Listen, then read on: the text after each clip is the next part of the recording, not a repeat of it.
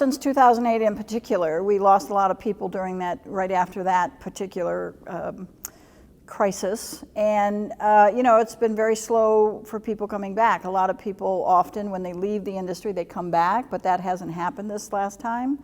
So it's a real challenge that getting young people into university programs or into the labor force at all is a real challenge for the industry.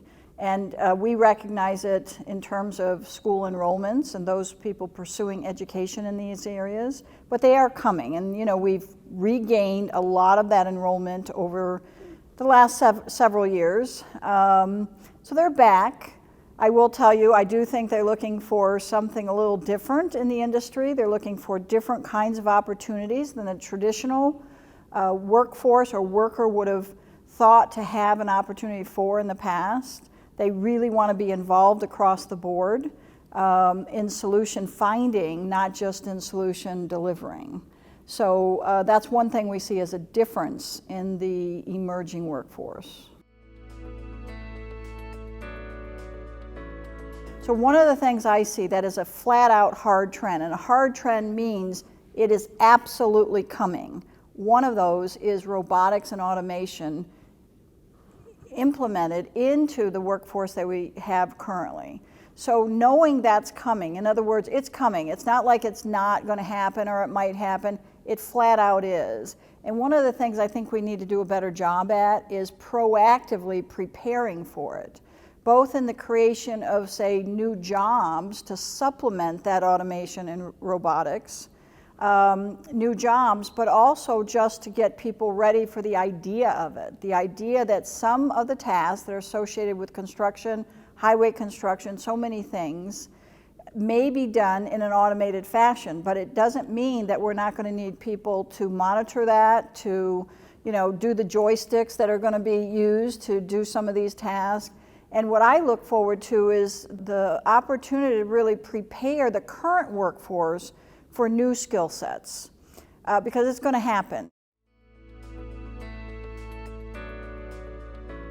There's so many things, all the layout, all the setup, all the monitoring, all the execution and operation of all those mechanics, if you will, that go along with the automation. Those are all great jobs. But if we're not ready for it, it's going to be resisted, number one, and it shouldn't be resisted. It should be embraced, and that's what I was here to talk about, embracing the inevitable. And now let's prepare our workforce, have them come along right with the advances in technology. There's certain ways to do it. Certainly working with universities is a good way because they have research and development. There's also research and development institutions like the Construction Industry Institute, who is the largest research entity for the construction industry. And it's mostly, the people doing the research are professors in many cases. But there's also, I think we're seeing, believe it or not, we're seeing more and more construction companies send individuals to get PhDs. Well, why are they doing that? They're not going to go teach at a university. They're realizing they must start doing internally their own R&D. They don't need a PhD, but they're trying to create these research and development entities that are outside traditional academic research and more applied and practical. And that's where the partnerships, say, with the industry or associations like AGC and others, or individual companies could participate.